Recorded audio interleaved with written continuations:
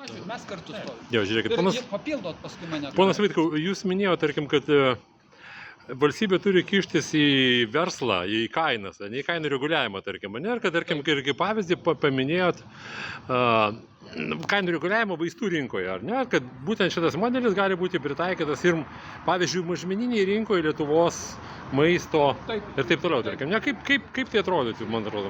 Paaiškinkit. Aš kaip pakartosiu, kas yra vaistų rinkoje. Ministro įsakymu yra reguliuojama marža vaistų didmenininko ir reguliuojama marža vaistinėse. Tiesiog negalima užsidėti daugiau, negu leidžia ministras. Mažiau galima, bet daugiau ne. Mažiau galima, daugiau ne. Akcijas daryti galima, bet daugiau negalima. Taip. Tada mano klausimas retorinis, kadangi aš esu medikas, o ne ekonomistas. Tai jeigu tai yra teisėta, ekonomiškai pagrįsta vaistų rinkoje, tai kodėl mes negalim to padaryti maisto produktų atžvilgiu? Kodėl pateikiam lenteles, kad viršpelniai yra prekybininkų? Pats gamintojas, maisto gamintojas gauna nedaug. Jis pusę maždaug gauna nuo tos sumos. Tai kodėl valstybė negali įsikišti, jeigu jinai kišasi į benzino kainas, kišasi į dizelino kainas, kišasi į elektros kainas? Kodėl negali įsikišti? Betgi liberalai pasakys, kad čia komunizmas, tarkim, čia tai yra tiesiog neįmanoma, nes čia valstybė kišasi į verslą, o kad maisto kainos yra pačios didžiausios, vienos didžiausios. Aš dar tik tai vieną žodį ir paskui perleisiu Mažvydui Misiūnui. Liberalų užduotis – laukinis kapitalizmas. Plėšk kiek gali, nulupk kiek gali. Ir tada senąjį Marksą reikia prisiminti, kuris pasakė, kad dėl pelno, dėl 10 kartų pelno didesnė, dėl 20 kartų didesnio pelno tėvą motiną jie išduos. Kai kam tai yra pagrindinis principas. Kas yra ekonomikoje? Valstybės reguliuojamos sferos tam tikros yra. Ir turi būti balansas, kur valstybė nesikiša ir, kaip pavyzdžiui, energetikos kainos, dujų kainos, elektros kainos, maisto kainos, kur valstybė privalo kištis. Ir PVM mes privalom sumažinti.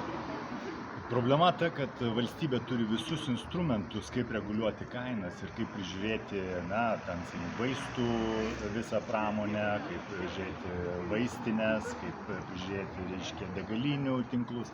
Ir tam yra, konkurencijos tarnyba, tam yra vartotojų teisių įvairios tarnybos. Tačiau mes žinome, kad jos nedirba arba dirba labai, selektyviai, išrinkdami tik tai tuos segmentus, kuriuos jie, pavyzdžiui, bankų sektoriaus, jie visiškai neprižiūri. Lietuvos bankas, iš savo pusės, jie irgi sako, kad jie neturi jokių galių komerciniams bankams. Tai jie negali sukontroliuoti, Lietuvoje esančių bankų. Tai yra absurdas, to negali būti. Šiuo metu valstybė turi žymiai labiau kištis į kainų reguliavimą, todėl kad tai yra jau visiška palaida bala, tai yra, pasidarė visiškai nekontroliuojami dalykai. Su PVM čia yra kitas klausimas. PVM yra, be abejo, reikia žiūrėti PVM pagrįstumą, ar tam tikriems maisto produktams neturėtų būti PVM mažinamas, kaip Lenkijoje dar kažkur, todėl kad, žinome visi, kad Lenkija pasiema didžiulę dalį, Lietuvos gyventojų pajamų, todėl kad jie važiuoja ten apsipirkti. Tai visus šitos klausimus reikia daryti, bet jų kažkodėl nedaro. Todėl kad konkurencijos tarnyba, kuri viena pagrindinių institucijų, ji neatlieka savo darbą. O aš dar pridėsiu papildomai. O Lietuvos Seimas priima įstatymus ne visų Lietuvos žmonių labui, o vykdo tam tikrų komercinių grupų palinkėjimus, pastebėjimus. Ir šitam aspekte aš pateiksiu labai gerus Amerikoje apibendrintus duomenis. Apklausos ilgai buvo darimos ir garbingi universitetai pareiškė tokį išvadą, kad jeigu Amerikos žmonės visiškai nepritarė tam įstatymui, Amerikoje rengiamam kongreso įstatymui, tai yra 30–40% tikimybė, kad tą įstatymą tikrai vis tiek priims. Jeigu Amerikos žmonės labai pritarė tam įstatymui, kuris rengiamas, yra 30–40% tikimybė, kad įstatymą priims. O jeigu ekonominiai verslo subjektai nepritarė kad įstatymas nepritarė įstatymui, tai tada yra tikimybė 10-15%, kad jį priims, o jeigu pritarė, tai yra tikimybė 90%. Lietuvoje mes galim tik tai naiviai tikėtis, kad skaičiai netokie.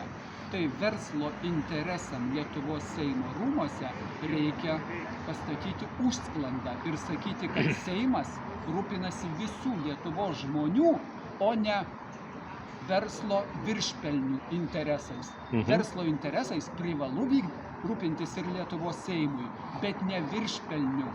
Ne viršpelnių prasme. Supratau. Dabar žiūrėkit, kitas klausimėlis, tarkim, ne, bet kaip jūs sustabdysit Lietuvos įsivėlimą į šitą karą su Rusija, ar ne? Bet dabar akivaizdu, kad karas artėja greitai, labai greitai, kad tarkim, kad jau Ukraina baigėsi, ukrainiečiai baigėsi, dabar reikia mėsos naujos, tarkim, ir iš to puolimo Kurske mes matom, kad tai yra konvulsija, tarkim, iš esmės.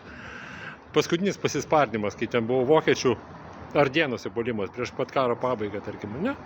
Tai sekantis mes, aš kiek supratau, mes, Lenkai ir visi šitie artimi broliai amerikonai, tarkim, ne? Kaip tai sustabdyti? Ar įmanoma tai iš vis sustabdyti, tarkim, tą Lietuvos įsivėlimą į karą?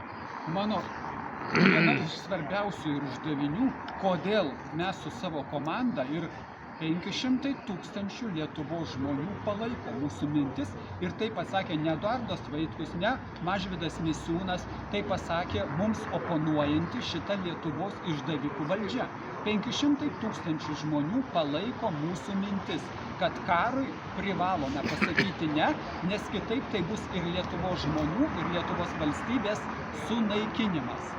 Tai jeigu mūsų kaip Seimo narių deputatų skaičiaus nepakaks, tai aš neabejoju, kad aš kviesiu žmonės statyti barikadas aplink Seimą ir išreikalauti iš Seimo taikos ir neįsivelti į tą mums visiems pražūtingą karą. Aš pakartosiu.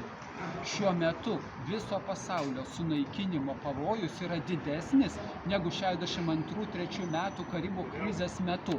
O mūsų valdžia, valdydama masinės informacijos priemonės įvairiais būdais, mus pripratino prie minties, kad karas yra neišvengiamas ir karas tiesiog turi būti. Ir dabar vyksta.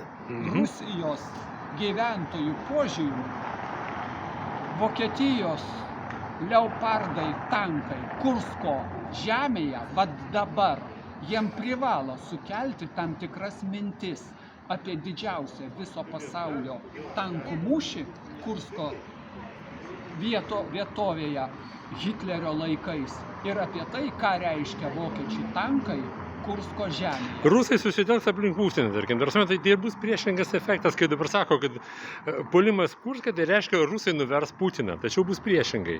Rusai susitelks aplink Putiną ir sakys, kad jo. Šitas puolimas rodo, kad mes, vakariečiai, norime plėsti karo temą.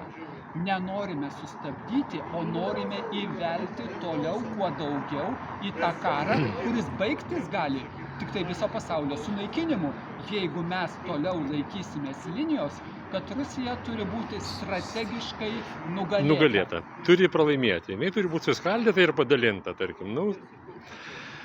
Ačiū. Ačiū Jums.